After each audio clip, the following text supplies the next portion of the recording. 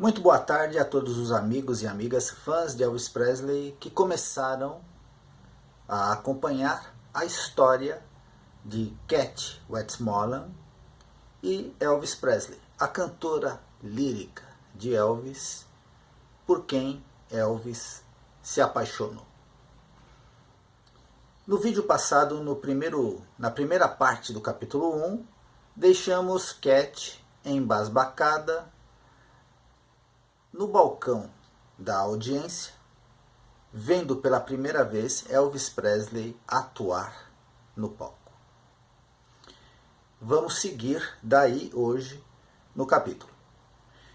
Estão lembrados que eu falei que Cat, de todas as amantes de Elvis, é a que está em uma posição singular, porque ela pode nos contar o que outras não podem, que é Elvis na estrada, Elvis no palco.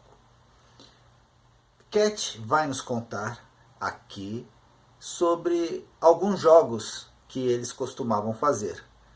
Todos os cantores que acompanhavam Elvis, junto com Elvis, às vezes disputavam quem conseguia manter uma nota soando mais tempo.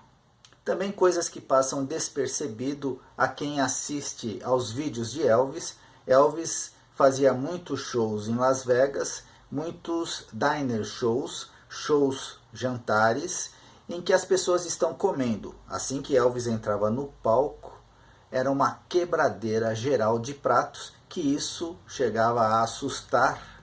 Também Cat nos contou que esteve na estrada, mas a direção dos espetáculos que ela participava era uma direção mais rígida, e agora ela está com Elvis, e com Elvis é tudo muito mais solto, não há uma direção rígida. Elvis muda o ritmo, muda a forma como ele canta uma canção. Muitas vezes ele não canta a música duas vezes igual, e Cat está um pouco perdida, mas logo ela descobre que tem que se virar nos 30 toda vez que Elvis aponta o dedo para ela. Se você é fã de Elvis, você vai perceber que Elvis aponta o dedo para o guitarrista, para o baixista, para o baterista, e Elvis também aponta o dedo para os seus cantores.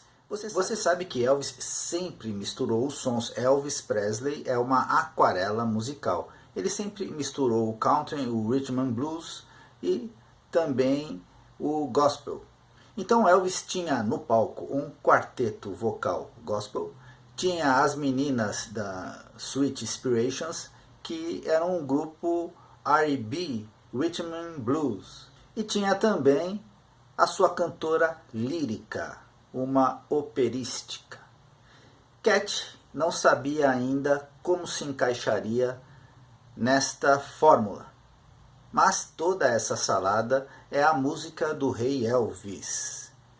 E logo ela vai achar o seu caminho, a sua posição nesta mistura. Ela, mais para frente, vai nos contar como aprendeu a improvisar com as Sweet Inspirations. Bem, hoje a parte 2 do capítulo 1. Eu estou dividindo o capítulo em partes e vou dividir os capítulos em partes porque eles são bem maiores do que, por exemplo, da nossa leitura anterior com Michael Edwards. Eu quero agradecer agora aos amigos Fan Elvis, que estão realmente sendo muito carinhosos com o canal, e Yara Chaves, um grande abraço, Cibele Belli e também Eunice Marques, as Fan Elvis do nosso canal, que contribuíram com um pouquinho para se tornar um montão e sempre trazermos mais material como este que você vai apreciar agora. Elvis e Cat, capítulo 1, parte 2. Mas havia outros tipos de dúvidas em minha mente sobre outra coisa. Ouvia a música e parecia que Elvis improvisava bastante, mas as pessoas que trabalhavam com ele simplesmente seguiam em frente sem nenhuma falha. Este foi um tipo diferente de show para mim. Quando falaram comigo pela primeira vez sobre entrar no grupo, me perguntaram se eu poderia improvisar e, sem pensar, eu disse que sim. Um novo mundo de atuação se abriu para mim naquela noite. Isso era liberdade criativa, sem estrutura definida, e isso me assustou até a morte. Como eu poderia me apresentar nesse tipo de atmosfera? Como eu saberia o que fazer? Eu já tinha descoberto que ninguém no palco sabia exatamente o que Elvis iria fazer a seguir. Mesmo Elvis às vezes não sabia. Como diabos eu seria capaz de entrar neste show sem nenhuma direção real ou música para seguir? Eu descobri que você cantava quando Elvis apontava o dedo para você, e isso poderia acontecer a qualquer momento. Era outro mundo, uma experiência alienígena, e eu tinha certeza de que me rebaixaria naquelas condições. Mas estava refém. Amanhã à noite eu estaria lá em cima com Elvis cantando Obligatos. Na música clássica europeia, obligato é uma parte de acompanhamento instrumental executada obrigatoriamente por um determinado instrumento musical. Amanhã à noite eu estaria lá em cima com Elvis cantando Obligatos sempre que ele apontasse o seu dedo para mim. Meus joelhos tremiam diante da perspectiva. Outra coisa que eu tinha visto e que não estava acostumada, e se você quer saber a verdade, nunca me adaptei, foram as audiências turbulentas, o público insano.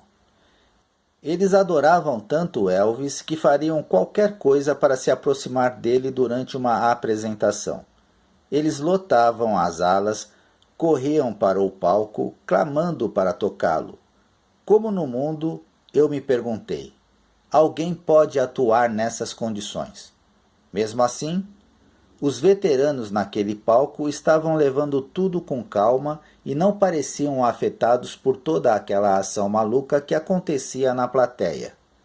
Depois do show, fui aos bastidores e foi Elvis quem me introduziu. Ele me perguntou se eu estava nervosa e quando eu disse que estava, ele me olhou com aqueles olhos azuis penetrantes e disse: "Você vai se sair bem.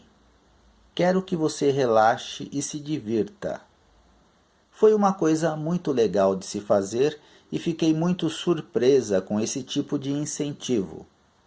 Agora, aqui tenho que explicar sobre o sistema de classes no show business. E realmente existe um. Um cantor ou backing vocal, assim como os músicos, geralmente estão muito distantes, muito aquém da estrela do show. Na verdade, é mais regra do que exceção que o grande nome do show mal acene para o resto de nós. Somos considerados equipamentos necessários. Você pode trabalhar por 1 ano na estrada com algumas grandes estrelas que nem saberão seu nome e nunca lhe darão um sorriso, muito menos uma palavra de encorajamento. A única vez que você ouve falar da estrela é se você fizer algo errado e então sua cabeça é colocada em uma bandeja. Elvis foi realmente uma surpresa nesse aspecto. Ele garantiu que cada novo membro fosse apresentado a todos ao redor. Ele se esforçou para deixá-los à vontade e fazê-los se sentirem confortáveis. E acho que ele tirou o melhor de todos nós, bem como muita lealdade por causa de sua atitude, o que era inédito neste negócio. Na noite do meu primeiro show, eu estava um pouco menos tensa do que estaria se Elvis tivesse me ignorado. Pouco antes de subirmos ao palco, Elvis fez uma visita especial ao camarim e disse: "Faça um bom show. Relaxe. Lembre-se de que estamos aqui apenas para fazer as pessoas felizes." E então ele piscou e disse: "Mas quando eu apontar para você, É melhor você cantar alguma coisa, Guido. Guido, usado como uma forma amigável de falar com uma criança ou jovem, especialmente alguém que você conhece bem. Então ele riu enquanto se afastava. Fiquei petrificada. O que aconteceu a seguir pareceu um pesadelo. Assim que Elvis subiu ao palco, as pessoas avançaram como um exército gigantesco, sem se darem conta que estavam atropelando os bifes de outras pessoas, derramando o seu vinho, virando os baldes de gelo do champanhe, fazendo os pratos voarem como frisbee, espatifando-se pelo chão. O som aterrorizante de vidro quebrando estava por toda a parte. O grupo no palco permaneceu indiferente enquanto Elvis, alheio ao caos e completamente imerso na sua performance, de repente, no meio de uma frase, mudava o estilo, o humor e o ritmo da música que estávamos cantando. Como resultado, fiquei ainda mais confusa e totalmente desorientada. Fiquei ali me perguntando como ele pôde permanecer tão indiferente ao pandemônio, quando rapidamente percebi que deveria estar cantando. Eu fiz muitos agudos, também chamados de trabalho obrigatório, em que uma soprano alta se eleva acima de um coro inteiro, tecendo uma melodia etérea com um som em vez de letra. Porém, naquela noite eu fiz mais as do que deveria, porque não sabia a letra de muitas das músicas que ele decidiu cantar. Tentei seguir a maré como todo mundo e não cometi nenhum erro grave. Depois Elvis fez questão de vir ao meu camarim, onde eu tentava me recuperar do susto. Quando o vi na porta, pensei que ele poderia estar lá para me despedir. Mas ele apenas sorriu e disse: "Nós ouvimos você, sweetheart." E foi lindo. Quase chorei de alívio. Isso foi o suficiente para levantar meus pés do chão e me fazer querer dançar até o meu quarto e jurar fazer ainda melhor na noite seguinte. Uma coisa era certa: Elvis Presley sabia como lidar com as pessoas e tirar o melhor delas. Ele era um mestre nisso e uma raridade entre as superestrelas. A primeira noite me desorientou completamente. Elvis disse que eu me saí bem, mas se isso fosse verdade, então era o milagre pelo qual eu rezei durante todas as noites entre as músicas. Elvis era repleto de surpresas, mas desta vez fui eu quem ficou mais surpresa, até chocada. Elvis foi simplesmente incrível no palco. Minha antiga imagem dele se foi. Eu vi o quão privilegiado e talentoso ele era. Ele tinha uma voz madura e sabia exatamente como lidar com o público. Observá-lo se apresentar foi realmente inspirador. Em apenas um dia, fiz uma curva de 180 graus. Meus conceitos errados sobre Elvis Presley mudaram completamente e agora eu o via como um profissional sofisticado, que realmente se importava com seus fãs e com as pessoas que trabalhavam com ele. Não vou dizer que as coisas ficaram mais fáceis nos shows seguintes, mas a cada apresentação comecei a me sentir mais à vontade com o material. Mesmo assim, devo confessar que, depois da cortina final de cada noite, eu ficava uma pilha de nervos. Acho que foi porque Elvis nos mantinha tensos, tentando antecipar seu humor musical. O que tornou tudo ainda mais difícil foi o fato de que sempre que Elvis cantava uma canção, ele a fazia de uma forma um pouco diferente do que tinha feito antes. Cada show sempre oferecia variedade. Elvis tocava algumas baladas que ele adorava e eram de bom gosto e comoventes, como Mary in the Morning, Just Can't Help Believing, como incluiria números baseados em canções de arte clássica, tais como Now or Never e Surrender. Ele também fez algum material country, como Release Me e Really Don't Want to Know. O gospel me fez sentir em casa e, claro, sempre o bom e velho rock and roll. Com o passar dos dias, Elvis apontava cada vez mais aquele dedo para mim, convidando-me para fazer um dueto com ele, que normalmente era uma canção de amor. Eu estava confiando cada vez mais no meu ouvido e na minha intuição para determinar o que cantar apenas uma fração de segundo antes de cantar. Todos nós trabalhamos assim. Éramos todos performers que gostávamos de cantar e nos perder na música, mas às vezes era um verdadeiro teste de força e concentração. Sempre que você reúne um grupo de cantores e eles ficam confortáveis e relaxados com o material, eles começam a fazer jogos sutis no palco que o público desconhece.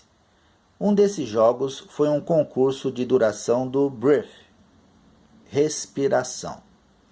De repente, Elvis podia segurar uma nota durante muito tempo. Certamente não da forma como tinha feito antes.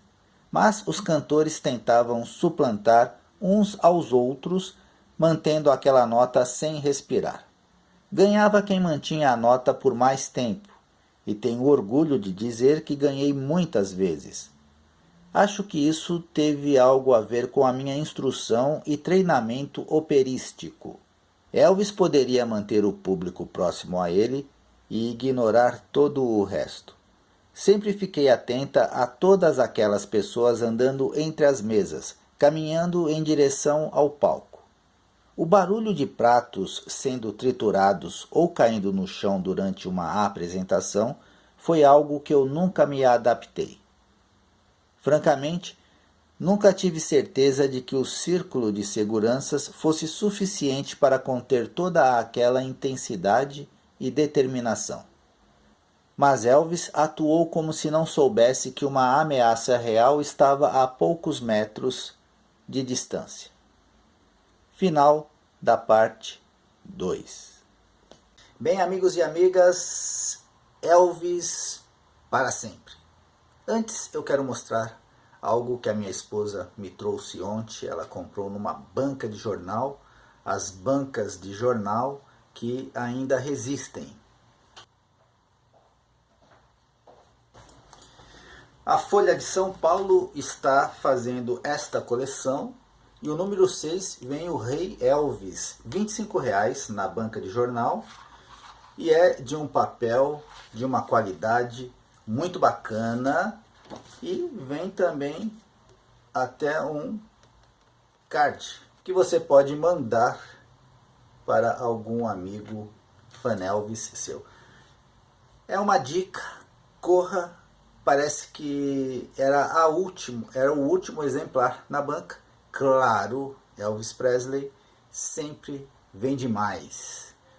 Outros artistas tão importantes quanto, mas Elvis sai rapidinho. Se você encontrar, compra. É um apanhado, é uma biografia, pega todas as fases do rei e é muito legal para você ter guardado, para sempre se lembrar do Rei Elvis. Amigos, eu fico por aqui e volto com mais Cat Westmoreland, Elvis para sempre.